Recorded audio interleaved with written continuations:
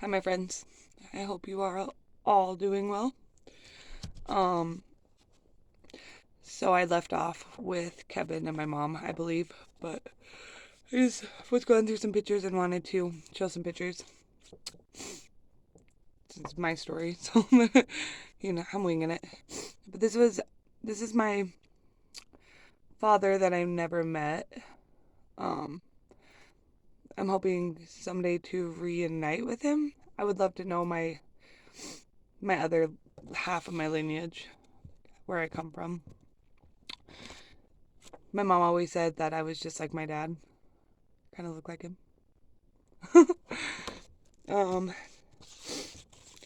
so, growing up my whole life, my older brother was like my best friend. He wasn't raised with me. Him and my older sister lived with their father. Their father was really a big asshole to my brother. But he would come down and visit me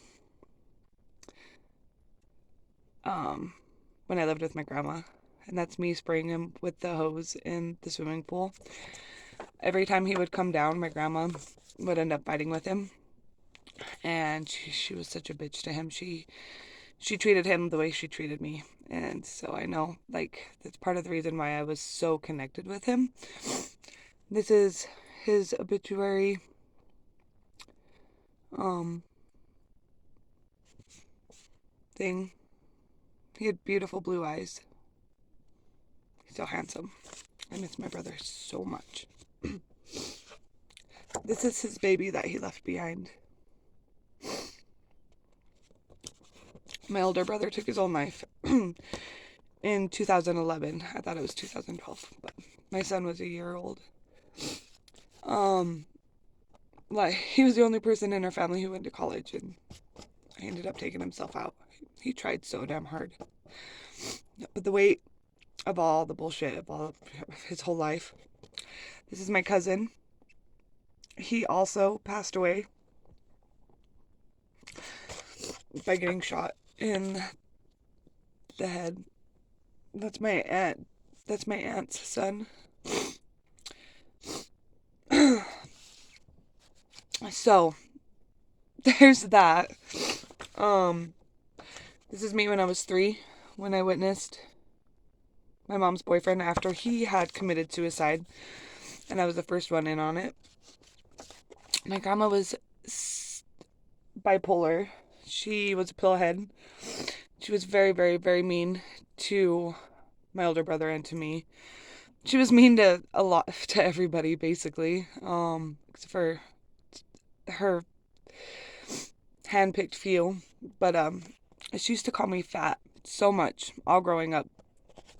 And I remember this particular shirt. Every time I wore it, she called me fat and she would make fun of my pudge. Ended up, my little sister and I both ended up with it, and my mother ended up with anorexia. We ended up with eating disorders because being big in our family was like the worst thing possible. And it was like the worst cut down possible. And when my mom was really mad or my grandma was really mad, that's what they would say. They would call us fat. And that was like the biggest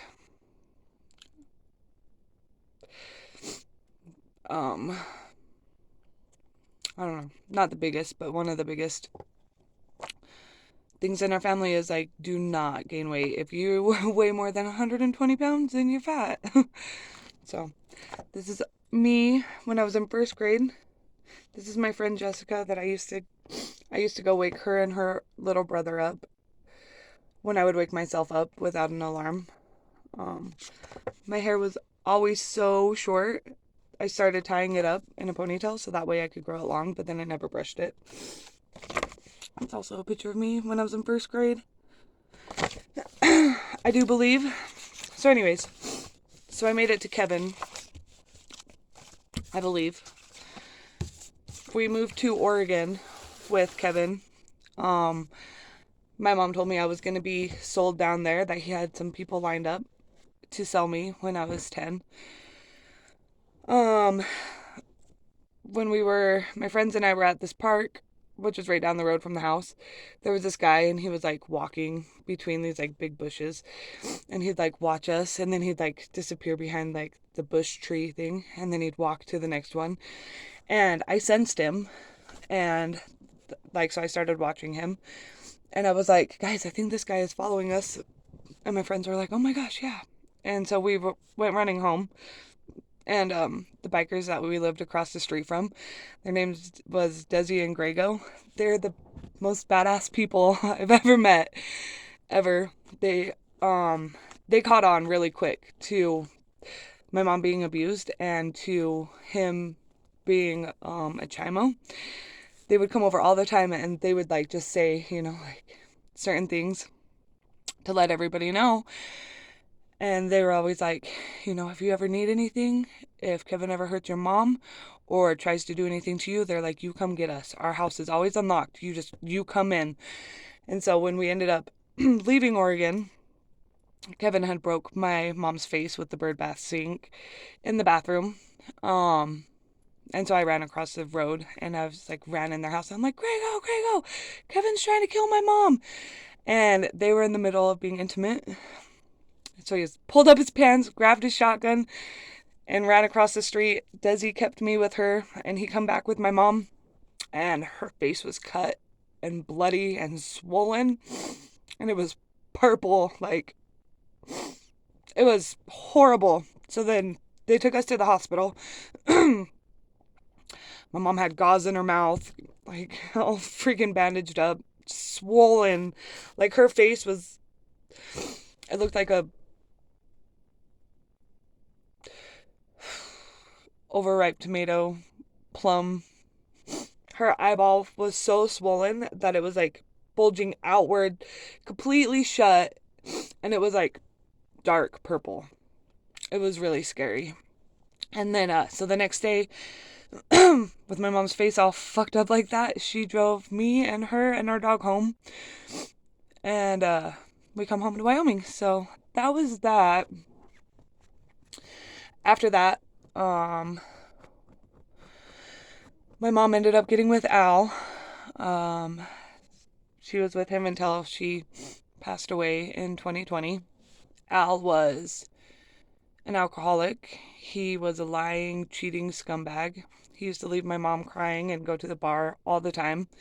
He hated me completely. They used to call the cops on me, and then when the cops would show up, they would be, most of the time they'd have me pinned down, and the cops started being like, who should be calling the cops on who? But anyways, so that was after I lived with my older sister. So when I turned 13, I guess I was like a little bit moody or something. I don't know. My mom said I needed to be seen, not heard. So then I started like living in my bedroom. I stayed in my room and outside all summer. I think I was in 5th, 6th grade. And I read the Harry Potter series. I read the, oh my gosh, I can't, the Lord of the Rings. I was obsessed with the Lord of the Rings there for a while. Anyways, I was starting boot camp because I couldn't get my shit together because I couldn't figure out how to not piss him off. No matter what I did, it wasn't good enough. So my older sister said that I could go down and live with her in Idaho. So I went down and lived with my older sister in Idaho for half of a school year. My mom was sending her money for me to stay down there.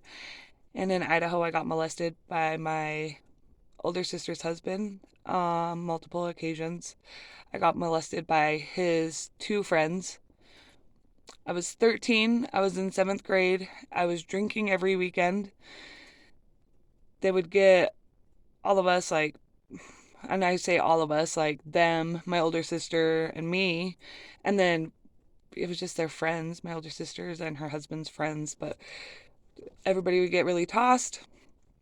And my older sister's husband's friends took me for a ride a couple of times. out on a dirt road.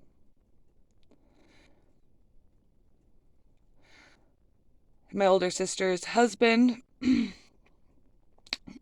made me get up out of bed when I had mono, and my hip had been out of place for a week, and I had had mono for a week.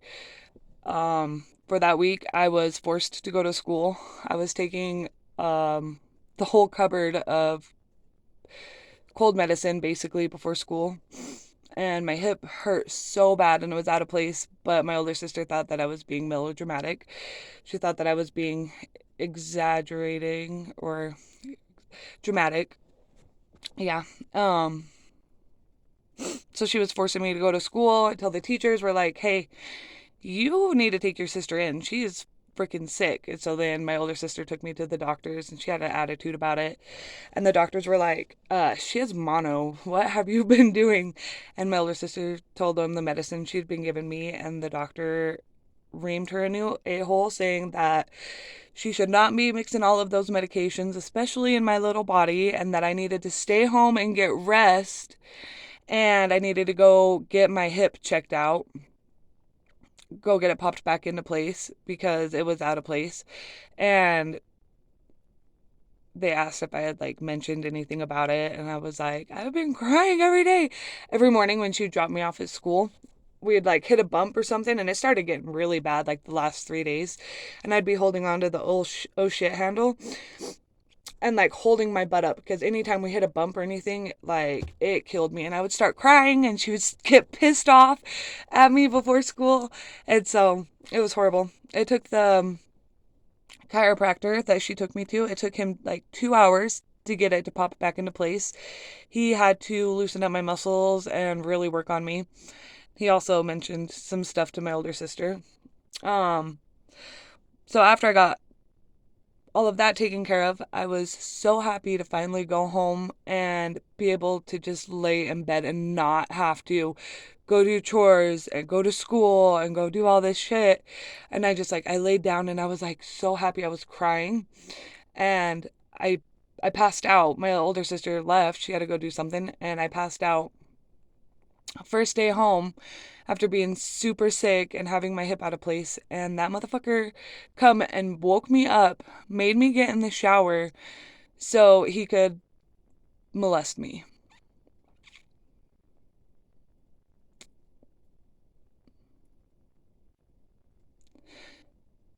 So may he burn in hell for that. I was unable to talk to anybody about it. I ended up calling my mom and saying, Mom, like, I really want you to come get me, take me home. And she's like, what the heck is going on? And my older sister's like, I don't know what the fuck her problem is. And I was so mad at my older sister because I'm like, how do you not know?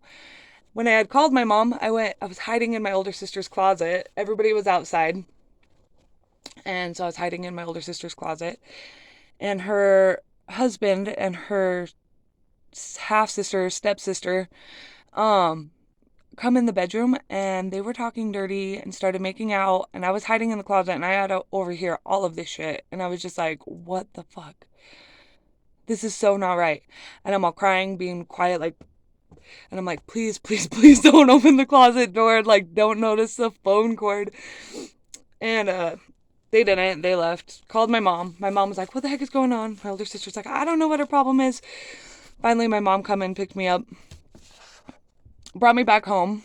I come home to one of my friends living in my bedroom with all of my stuff, getting along perfectly with my family, them all being picture perfect. Al loved her. She was so perfect. I had to sleep on the couch while this chick was sleeping in my bed after I had been molested by numerous people on numerous different occasions. And then I come home to being treated lesser than, because, you know, obviously I was. So finally, my friend left because I was like, this is bullshit, Mom. Like, I need my room back. I need my room. I need my space. And, I was, you know, obviously pretty not okay. And I started doing drugs. Hardcore.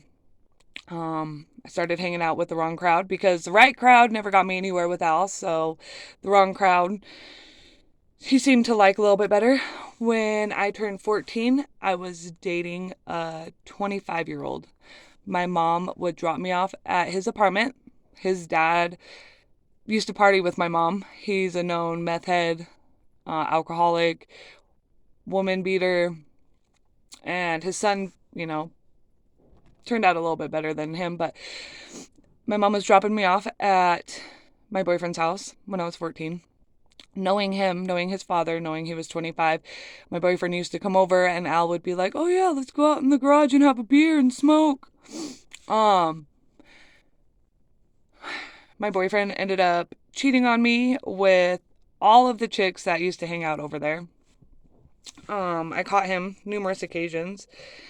Go figure. He's the one who they are the ones I did that I really got into meth with. I did try dope when I was 10 out of my mom's boyfriend's drawer, out of Kevin's drawer. And that got her ass beat, so I never did that again. I was full-blown pothead.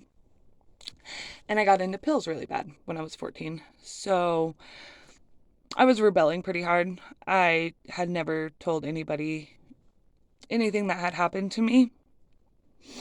And I was dealing with it in those kinds of ways, I guess. And then not being the perfect child for my mom's boyfriend. And I tried so hard. Well, they ended up kicking me out when I was 14 because I was late to curfew. I had a 10 o'clock curfew. Came back from my boyfriend's house, and I was actually at the door at 9:55 on my cell phone. But Al had set his clock on the wall 10 minutes fast, and I forgot about that. So technically I was late because I wasn't 10 minutes early. And so they locked the door, locked me out. So then I went up Swift Creek, and I lived up Swift Creek. They wouldn't let me grab anything out of the house. It was 10 o'clock at night. I went and talked to my neighbor because she said if I ever needed anything to go knock on her door. I knocked on her door, and then she turned me away, but she was Al's best friend also. So I lived up Swift Creek I stayed up there for the first 3 nights with nothing, and then I come back down and snuck in my house when my parents were at work, and I grabbed my sleeping bag, and then I had a can of Pringles and a bottle of Tarantula tequila in my bedroom that I had hidden, that I grabbed. And I went back up Swift Creek, and I lived up Swift Creek for about 2 weeks by myself, way back up in Swift Creek. I didn't have a tent. I didn't have nothing. I found this little circle of trees, and I would just have a fire, and I would walk back down out of the canyon and walk to my grandma's and bum smokes from her sometimes. Try to find people to, give me smokes, feed me. And then I'd go back up Swift Creek. I guess my mom had called search and rescue, supposedly, because I never heard them. But she said that they were all up and down Swift Creek, and they couldn't find me because I wasn't in the campground. I've walked across the river, hiked a little bit, and found this little canyon in the canyon and was staying there. I don't know. But, so, I've been on my own since I was 14. I got married when I turned 15 to the mayor of Afton's son. That's me, obviously. My red dress. This was his sister's prom dress or something. I don't know. When we got married, it was just me and him. And I was in these little booty white shorts with some navy blue stripes, and then there was a red anchor on them. I loved those shorts. They were my favorite shorts. And then I was wearing a purple tank top with no bra. I was high. I was so high. I had smoked pot, took mushrooms. And then on the walk to the church, one of his friends was like, "Hey, what are you guys doing?" And so we told him we're going to go get married. He's like, "Oh, no shit." So then he invited us, and we did some pills, did some lines of something. I don't know. I was so fucked up when we walked into that church. My pastor was like, "Are you sure this is okay? Obviously your mom signed the papers." because the cops took my mom papers and she just fucking signed them. Because I didn't fit their little perfect family dynamic, so whatever, it was easier.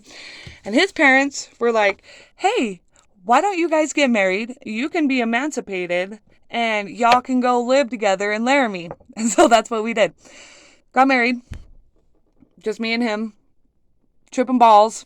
Like, the pastor was talking and, like, I could see the words coming out of his mouth. We went and squatted in Laramie in an apartment. His parents dropped us off. We had, like, no money. Found an apartment complex, like, where the apartment was unlocked. There was hot water, electricity. And we just squatted in this apartment the whole time that we were down there, basically. Like, the first 4 nights, we, I think we slept in the park. And, yeah, we were squatting in an apartment. Found this, like, big trailer going to the dump or whatever with this big beanbag on it. So we rolled that down the fucking road. Found a mattress it was beside a dumpster. And drugged that into this apartment and just, I was so fucking high all the time. I was really depressed. I was in a college town. I was 15. Everybody would see me riding my bike through town and be like, hey, you want to party? And I could never go party because I was too scared to. And he was always so either fucked up on pills. He would be so fucked up on pills that he was like drooling on himself, literally. Or he'd be so fucked up by not having pills that he would be sick as shit. And that was our life in Laramie. I ended up getting pregnant, and my mom come down and picked me up. She said she was going to take me back. She said she wanted me to come home and visit for a week and that she would bring me back down there. And I was like, okay, I'll do that. I left the blanket that my grandma made me when I was a baby down there. I left basically everything that I had taken down there. I left it down there. And I never got to go back. I ended up having a miscarriage, and thank God for that. We got annulled. We got an annulment because we weren't married. We were married just a little bit over 3 months. And with his dad being the mayor and everything, he was able to talk to the judge or whoever and got us an annulment. And yeah, that's it for tonight. And I will catch you guys on the next one. All right. Love you. Bye.